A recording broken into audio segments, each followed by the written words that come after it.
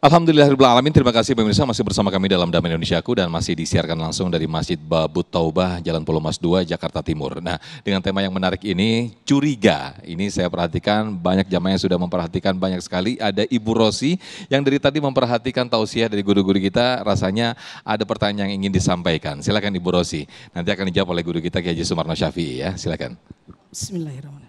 Assalamualaikum warahmatullahi wabarakatuh. Waalaikumsalam warahmatullahi wabarakatuh. Alhamdulillah wa syukurillah saya diberi kesempatan untuk bertanya kepada para ustadz yang telah memberikan pemaparan yang bagus sekali pada hari ini.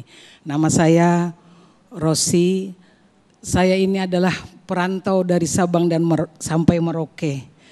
Banyak sekali hal-hal yang saya dapati dalam kehidupan sehari-hari.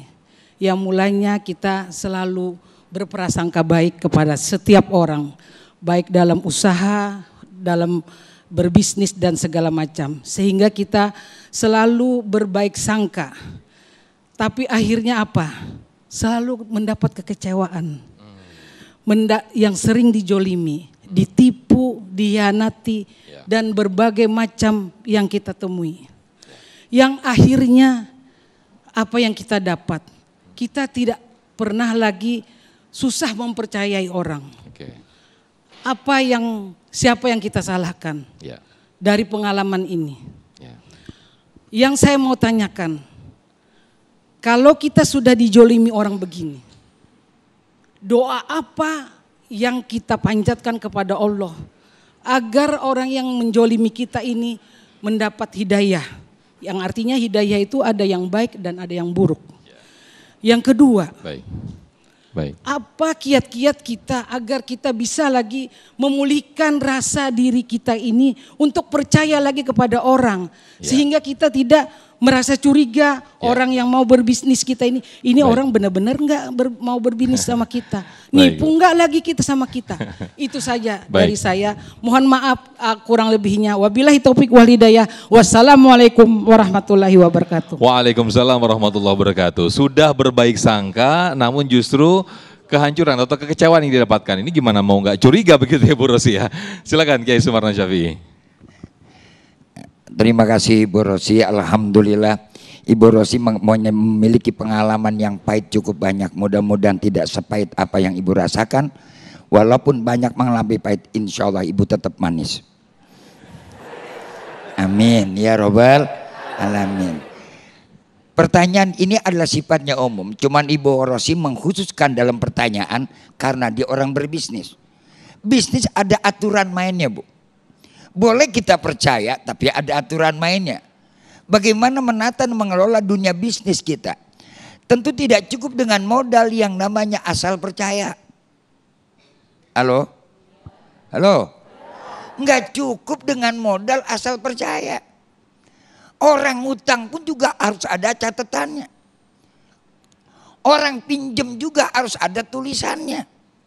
Apalagi yang namanya ibu berbisnis. Kali cuma modal percaya, goodbye Bu. Tahu goodbye?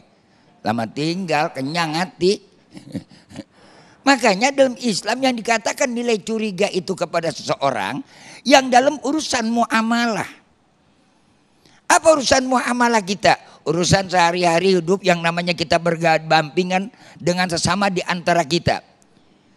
Urusan yang namanya urusan berbisnis itu ada hal yang berbeda, lain caranya Bu. Jangan urusan bisnis dibawa dengan husnuzon mulu. Ya modal berapapun juga selesai.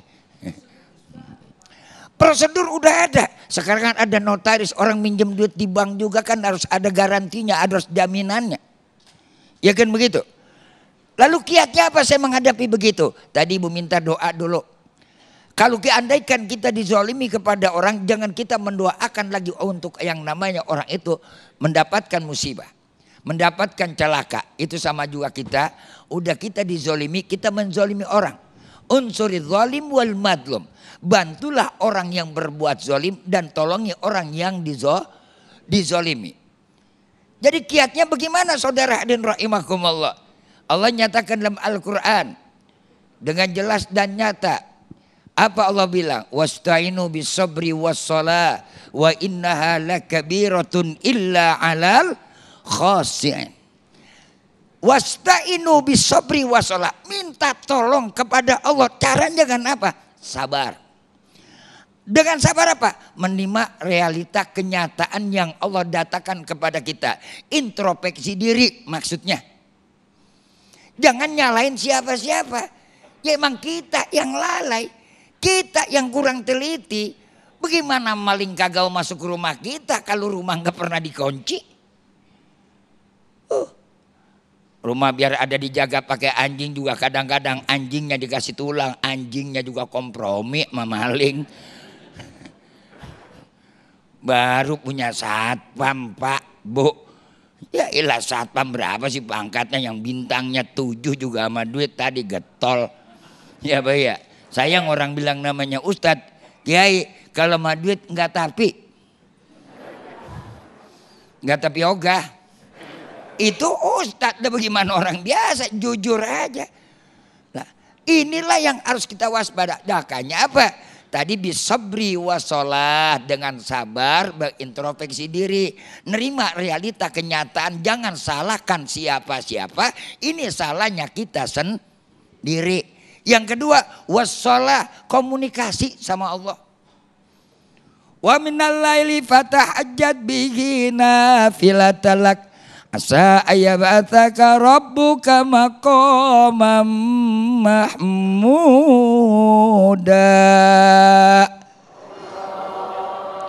Komunikasi bangun tengah malam. Insya Allah saya yakin di sini sama ibu bapak-bapak rajin banget bangunnya tengah malam. Makan nasi goreng.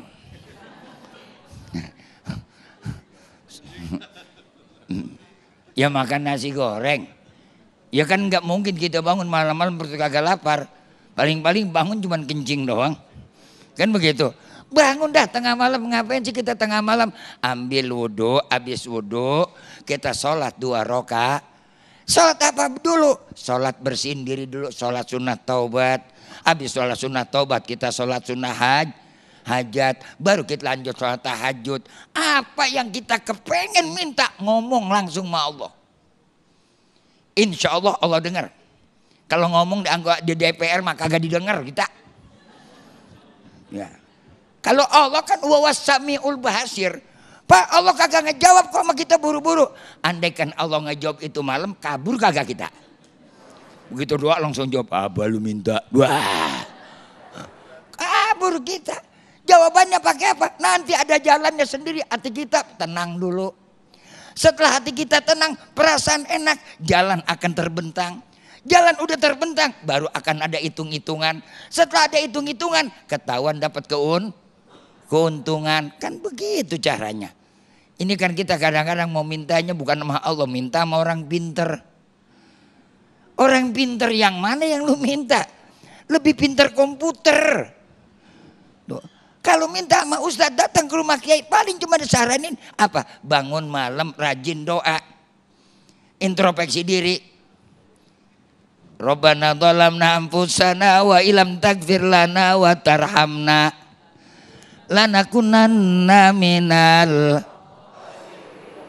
Oh iya ya Allah, ini karena kesalahan saya. Terlalu banget tadi percaya sama orang, terlalu dengar omongan orang. Manis kata orang. Orang kalau udah minjem duit tuh mau ngomong sama kita enak banget. Udah sepengalaman sama Bu saya juga tahu. Sering ngalamin begitu. Itu madu omongan lebih manis daripada madu. Nanti bulan depan saya ganti. Bener deh jeng. Iya Pak ya. Pasti, wah kita berharap dengan nilai positif tadi. Wah ini orang baik segala macam ini itu. Kesalahan kita kalau kita untuk membantu orang. Lebih baik kita ngasih ketimbang minjemin. Halo? Mau ngasih apa mau minjemin? Mendingan ngasih ketimbang minjemin ada 2 hal. 1, kita kagak tagih, kita juga kebagian dosa, kelupaan. Kita tagih mulu dikatain bawel lu. Cerewet lu. Kagak tahu gue lagi susah. Padahal kita lebih susah. Kadang-kadang dongkol di hati kita. Brengsek juga nih orang udah tolongin kagak tahu diri. Timbul sumpah serapah. Nggak mau mampus tuh orang. Tuh. Akhirnya apa? Kebaikan kita jadi hilang tuh gara-gara begitu. Mendingan ngasih aja Bu kasih. Ini saya nggak punya duit, Ibu kasih. Demi Allah saya nggak nolak Bu. Baik, Masya Allah Ki Haji Sumarno Syafi'i atas jawabannya, terima kasih. Tapi ini sudah ranahnya, wilayahnya sudah wilayah hati ya. Ketika tadi disampaikan oleh guru kita, Ki Haji Sumarno Syafi'i, ketika membalas sebuah keburukan, janganlah dibalas dengan keburukan, tapi kembalikan semuanya kepada Allah. Insya Allah Ibu Rosi akan mendapatkan kemuliaan dan juga surga oleh Allah Subhanahu Wa Taala. Amin, amin ya rabbal alamin. Nah, berikutnya kami persilakan Bapak